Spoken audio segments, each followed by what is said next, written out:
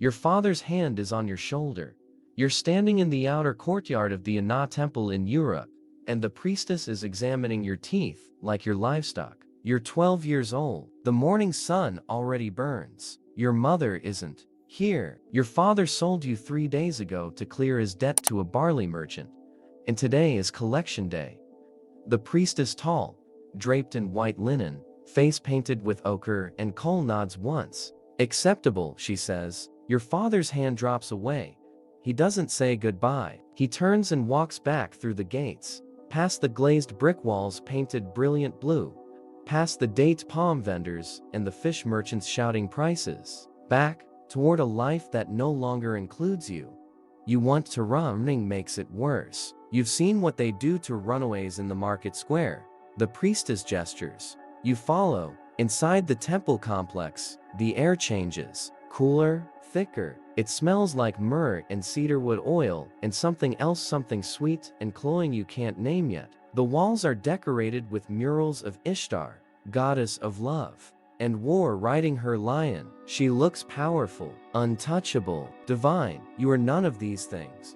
A woman named Ammit Ishtar takes you from the priestess. She's older, maybe 40, with the face that's learned not to show emotion. She leads you down a corridor where other girls move silently, some your age, some older. They're dressed in fine pleated linen. Their eyes are lined with malachite powder. Their hair is braided with red thread. They look like temple servants. That's what you'll be called. But you already know what the whispers in your village meant, what your mother cried about when she thought you were asleep. Sacred prostitute, consecrated to Ishtar.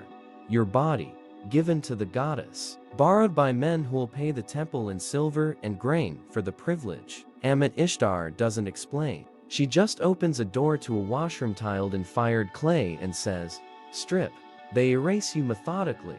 2 silent women scrub your skin with natron salt until it stings. They shave your body with bronze razor's legs. They oil you with cassia and cinnamon. They inspect you for scars, for imperfections. Holding your face to the light from the high window, one points to a small birthmark on your shoulder. The other shrugs. Covered by cloth. You're a product now. Inventory. They dress you in a white linen robe so fine you can see your own skin through it. A wool sash at your waist, dyed red with madder root. No jewelry yet. That comes later. For the next 3 years, you learn music, the lyre, the frame drum. Hymns to Ishtar in Sumerian you barely understand, but must pronounce perfectly.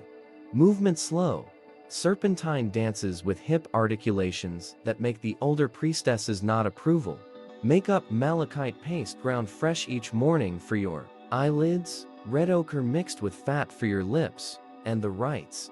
A woman named Bara, ancient and clinical, teaches you what men will expect. She uses clay figurines, explicit language, cold instruction. One girl vomits during the lesson. Bara doesn't pause. You serve the goddess through your flesh, she says. Men offer silver to Ishtar. You are the vessel. It is sacred. It is law. You learn which oils prevent pregnancy, cedar and myrrh mixed with acacia gum. You learn which herbs dull pain. You learn how to smile when you want to scream. On your 15th birthday, Ammit Ishtar comes to your sleeping chamber at dawn. Today, she says, nothing else. You know what it means. They dress you in robes threaded with gold. Hang lapis lazuli at your throat, real stone. Heavy and cold. Paint your face like the goddess herself. You barely recognize the girl in the polished bronze mirror. She looks sacred. You feel like prey. The chamber is small, painted with scenes of divine marriage. Oil lamps flicker in wall niches. Ammit Ishtar gives you date wine mixed with something bitter. Drink all of it. The world softens. The man who enters is middle-aged, a merchant, nervous. He places 2 silver shekels on the offering table, murmurs a prayer to Ishtar. Ammit Ishtar leaves without looking at you. You do what you were trained to do. It hurts more than Bara described. He doesn't speak to you, not once. When he finishes, he leaves immediately, and you stare at the painted ceiling where Ishtar rides her lion across stars, powerful and free, and utterly indifferent to what just happened in her name. At dawn, Ammit Ishtar inspects the blood-stained sheet. Good, she says. You'll serve in the evening rotation now. And that's it. Your childhood ends on a linen sheet in a room that smells like oil smoke and sweat. 6 months pass. You serve 3, sometimes 4 men a night. Merchants, scribes, low-ranking soldiers. They pay the temple standard rate. You learn to categorize them. The quick ones who avoid your eyes. The rough ones you must appease with false moans. The lonely ones who want to talk, who need you to stroke their ego as much as their flesh. You survive by becoming hollow. Then Hani Ishu arrives. She's 17, beautiful in a way that makes men stop mid-sentence. She was born in the temple, daughter of a priestess, raised for this since infancy. Unlike you, she moves through the system like she chose it. She performs devotion to Ishtar with theatrical conviction. She smiles at patrons like they're her idea. The high priestess adores her. Wealthy men request her specifically, offering double the standard donation just for her company at temple banquets. You should hate her. But one night, after the evening rites, she sits beside you in the courtyard where you're grinding malachite for tomorrow's makeup. You move like a sacrifice, she says quietly. You don't respond. They can smell your resignation. It makes them worse. She's right. You know she's right. Watch me tomorrow, she says. Not what I do, how I do it. The next evening, you observe. Hani Ishu doesn't submit, she performs control. Her smiles are calculated. Her touch is strategic. She makes men feel chosen, desired, powerful. They're still using her body, but she's harvesting something in return: gifts, favoritism, protection. It's not freedom, but it's leverage. You're different now, a voice says behind you 3 days later. Her name is Shala. She's your age, thin, quiet. She works in the temple kitchens, not a sacred prostitute, just a slave purchased from a farming family during famine. She brings you barley bread sometimes when the evening rites run long and you forget to eat. Different how? You ask. Harder, she says, not judging, observing. She's right. You're learning Hani Ishu's lesson. Armor made of performance. Survival through manipulation. Shala is the only person in the temple who still sees you as human. She won't be able to protect you from what comes next. His name is Enlil Naden. He's a senior scribe in the temple administration, quiet, meticulous, powerful in the way bureaucrats are powerful. He requests you specifically for a month, pays in advance. The high priestess approves immediately. A tea first. It seems manageable. He's not violent, not demanding. He brings gifts: pomegranates, imported honey, fine linen. He talks to you like a person, asks about your music training, your childhood.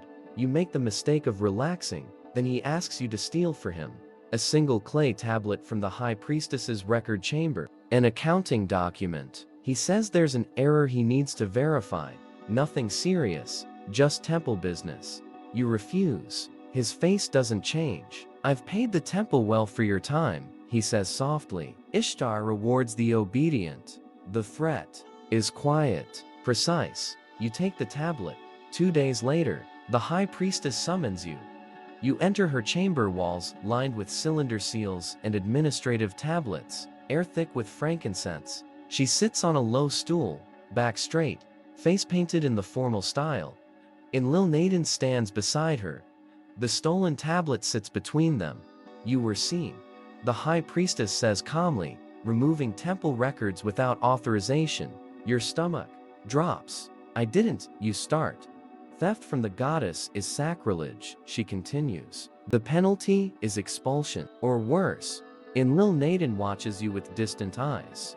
He set you up, used you to access something, then reported you to eliminate the witness. You open your mouth to explain, but the high priestess raises one hand. Enlil Naden has petitioned for leniency on your behalf, she says. He suggests additional service to repay the offense. You understand immediately. He owns you now, completely. Officially, the high priestess dismisses you with a gesture. Outside, Shala finds you shaking in the corridor. What happened? You tell her. She goes quiet. Then, Hani Ishu needs to know.